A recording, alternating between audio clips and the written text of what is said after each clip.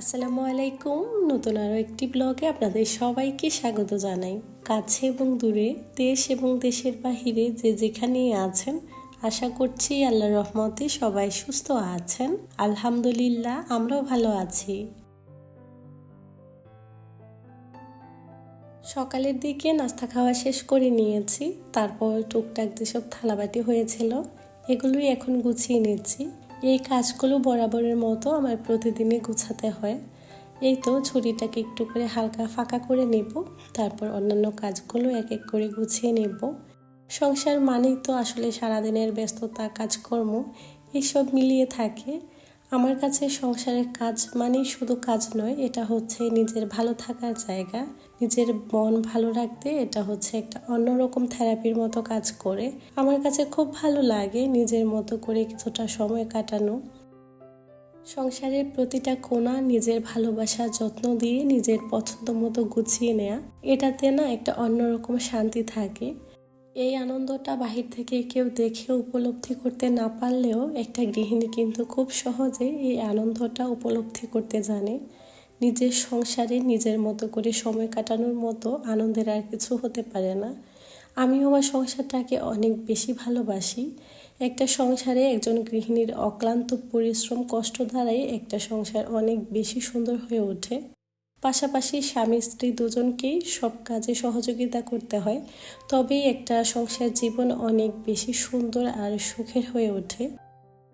এখন তো অনেক বেশি ঠান্ডা পড়ছে। এই ঠান্ডার সময় যদি বাহিরের পরিবেশটা একটু ভালো থাকে, চারপাশটা একেবারে রোদ ঝলমলে থাকে, তখন কিন্তু মনের মধ্যেও না একটা অন্যরকম ভালো লাগা কাজ করে। আবহাওয়ার সাথে সাথেও যেন মনেরও অনেকটা পরিবর্তন হয়। তো আজকে বাহিরে অনেকদিন পর একেবারে রোদ ঝলমলে করছিল, কি যে ভালো লাগছিল। সেই সাথে প্রচণ্ড বাতাসও ছিল। তো এখন একটু একটু করে নিজের সংসারের কাজকর্মগুলো গুছিয়ে নিচ্ছি। সারাদিনে তো কাজের শেষ নেই, একের পর এক হাজারো ব্যস্ততা। সেই সাথে বাচ্চারা বাসায় থাকলে কাজের পরিমাণটা একটু বেড়ে যায়। তো এখন আমি জুনাইদের রুমে ওর বেডশিটটা চেঞ্জ করে দিচ্ছি। ঘুরে ফিরে দেখা যায় এই ধরনের কাজগুলোই সবসময় থাকে।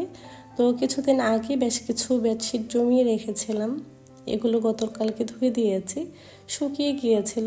এখন এনে কিছুগুলো গুছিয়ে রেখেছি। আর এর মধ্যে জুনায়েদের বিছানার চাদরটাও আমি চেঞ্জ করে দিয়েছি।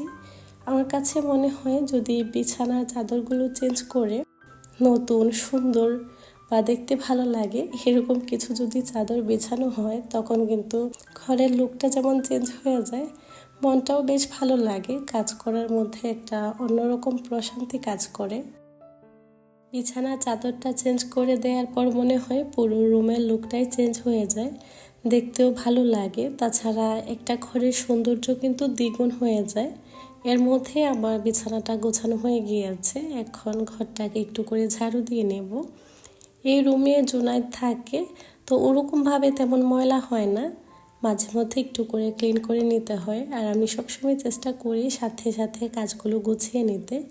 বিশেষ করে বাচ্চারা যখন কোনো কিছু লিখতে বসে বা ড্রয়িং করতে বসে, তখন দেখা যায় কি অনেক পেপার ছিঁড়ে ফেলে, তারপরে এগুলো দিয়ে কাটাকাটি করে অনেক কিছুই করে, তো সাথে সাথে ময়লা হয়ে যায়। ওদেরকে দিয়ে কখনো ওই কাজটা করিয়ে নিই, না হয় আমি গুছিয়ে নিই আর কি। তবে চেষ্টা করি সময়ের মধ্যে কাজগুলো গুছিয়ে নিতে। জীবনে চলার পথে সময়ের সাথে সাথে যেমন অভিজ্ঞতা বাড়ছে, সেই সাথে অনেক কিছুই শেখা হচ্ছে। একটা সময়ের পর না অনেক কিছুই জ্ঞান অর্জন করা যায় ছোট্ট এই জীবন থেকে। জীবনে যত মায়া বেশি কমাতে পারবেন, ততই ভালো থাকতে পারবেন।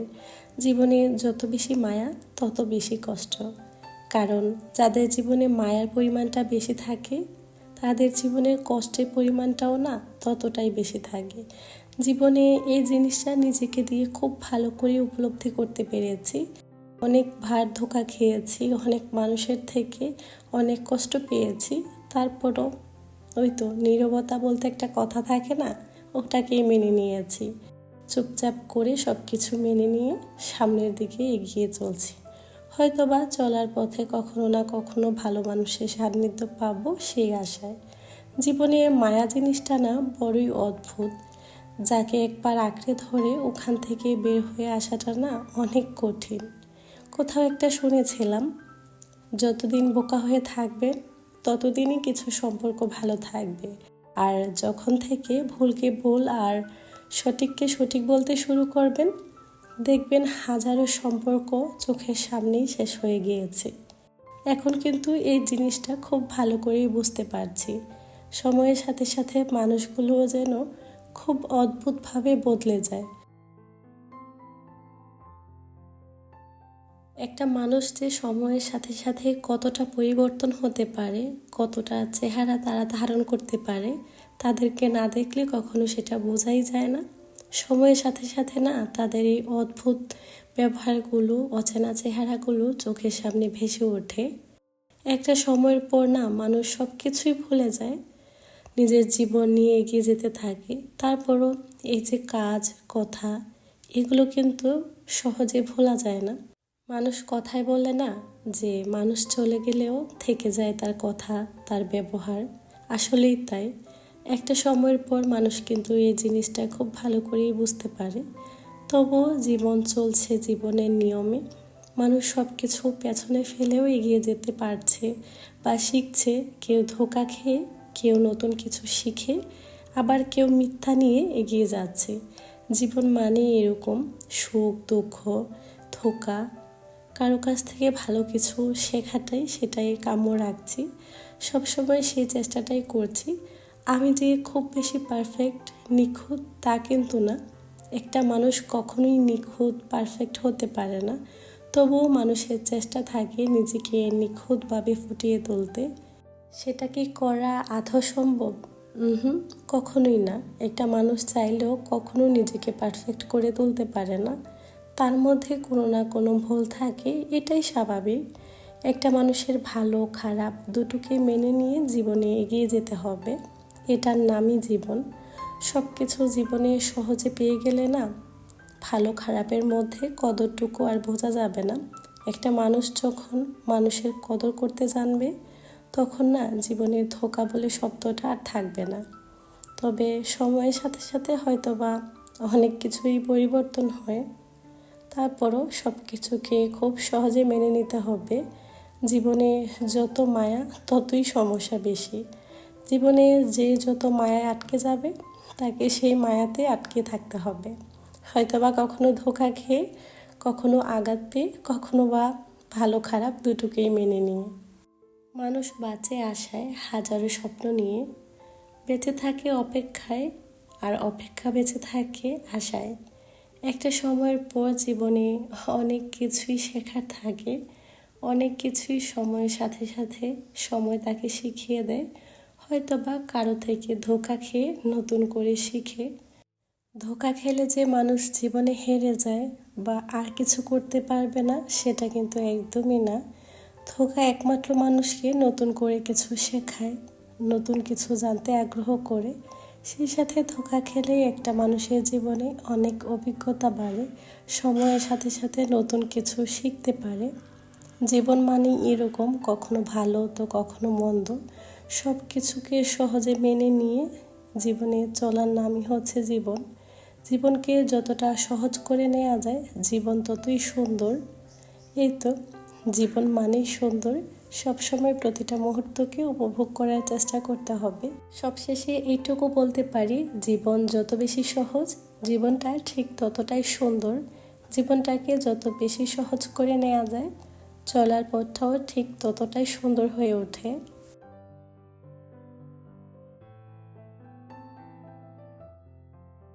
শীতের এই সিজনটাতে কম বেশি সবারই মনে হয় পিঠা খাওয়া হয়ে গিয়েছে। আমার বাসায় 1-2বার পিঠা বানানো হয়েছে। তবে আমি ওরকম ভাবি যে খুব ভালো পিঠা বানাতে পারি তা কিন্তু না। তবে আজকে ইচ্ছে করলো যে একটু করে পোয়া পিঠা বানাবো। তাই ঝটপট কাজকর্ম শেষ করে আমি ব্যাটারটা রেডি করে রেখেছিলাম। তো পরে ঝটপট বানিয়ে নিয়েছি। যদি জানতাম এতটাই ভালো হতো, তাহলে অবশ্যই পুরো রেসিপিটা আপনাদের সঙ্গে শেয়ার করতাম। অনেক জায়গায় দেখেছি মানুষ অনেকভাবে বানায়, তবে আমি শুধু শুকনা চালের গুঁড়া আর গুড়, এগুলো দিয়ে পিঠাটা বানিয়েছি, তেমন কিছুই করিনি। তো আমার কাছে মনে হয়েছে যে এই ব্যাটাটা তৈরি করার সময় বেশ কিছুক্ষণ রেস্টে রেখে দিলে পিঠাগুলো খুব ভালো হয়।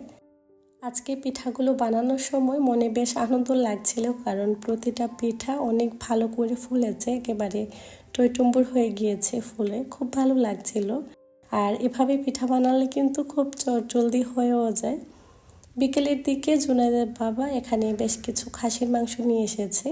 এখানে যখনই খাসির মাংস বিক্রি করা হয় একেবারে ফ্রেশ পেলে জুনাইদের বাবা বেশ কিছু পরিমাণে নিয়ে আসে। এখানে প্রায় 3.5 কেজির মতো খাসির মাংস ছিল।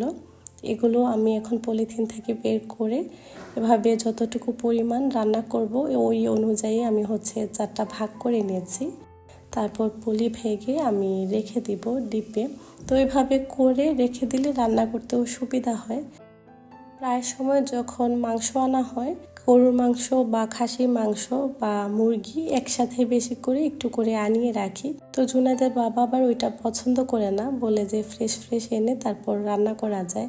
কিন্তু আমার কাছে মনে হয় আগে থেকে যদি ফ্রিজে একটু করে গুছানো থাকে, তো পুরো সপ্তাহে কি রান্না করব বা পুরো সপ্তাহটা কি করতে যাচ্ছি ওরকম করে পুরো সপ্তাহের রান্নাটা গুছিয়ে নেওয়া যায়। তো আমি এখানে ছোট ছোট কিছু পলিথিন নিয়ে মাংসগুলোকে যতটুকু অনুযায়ী ভাগ করেছি ওভাবেই রেখে দিয়েছি। তারপর একটা ঝুড়িতে রেখে আমি ডিপে রেখে দেব। এতে করে কাজটা যতটা সহজ হয়ে যায়, রান্না করতেও কিন্তু অনেকটা সুবিধা। এই আর কি, ছোট ছোট কিছু কাজ আগে থেকে গুছিয়ে রাখলে রান্না বান্না করতেও সুবিধা হয়, নিজের উপরে কষ্টটাও কম হয়।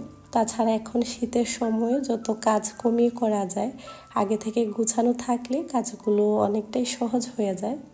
তো এখন এক এক করে এগুলোর মুখগুলো একটু করে আটকে দিয়েছি। তারপর কেচে দিয়ে এই সামনের অংশটুকুকে যে বাড়তি ছিল ওটা আমি কেটে ফেলে দিব, এতে করে পলিগুলো ছোট হয়ে যাবে আর রাখতেও সুবিধা হবে।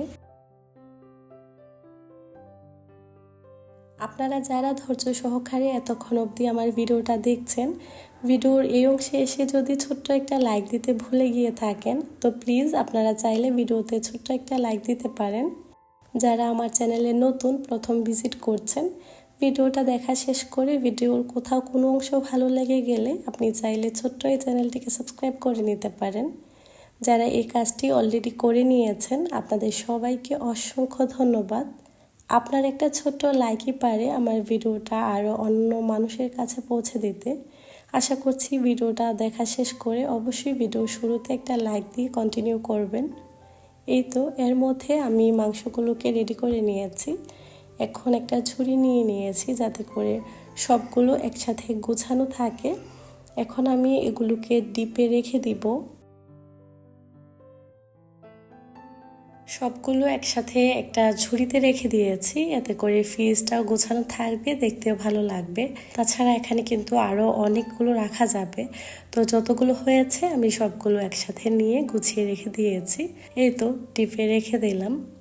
ইদানিং শীত এসেছে পর থেকেই মোটামুটি এখানে গাছপালা লাগানোর একটা আমেজ চলে আসে, কারণ গরমে তো আর সেই সুযোগটা থাকে না। তো শীত আসলে সবার বাসার সামনে যতটুকু জায়গা থাকে, এবছর আমার বাসার সামনেও বেশ খানিকটা জায়গা আছে। তাছাড়া যে কোনো গাছপালা লাগানো যাবে ওরকম সিস্টেম করে দেয়া ছিল। তো এবছর যেহেতু আমরা নতুন এই বাসায় শিফট হয়েছি, এর আগে যতগুলো বাসায় আমি ছিলাম এরকম সুবিধা ছিল না। এবছর কিছু চারা লাগিয়েছে, সব কিছু জুনাইদের বাবাই লাগিয়েছিল। সেই সাথে ওদের দেখাশোনা করা, ঠিকমতো পানি দেয়া, যত্ন নেওয়া, পুরোটা কাজই জুনাইদের আব্বু খুবই যত্নের সাথে করছে। তো আমি মাঝে মধ্যে বিকেলের দিকে বাইরে আসলে একটু করে দেখে যাই আর কি। আজকের ভিডিওটা এ পর্যন্তই। সবাই অনেক বেশি ভালো থাকবেন। আল্লাহ হাফেজ।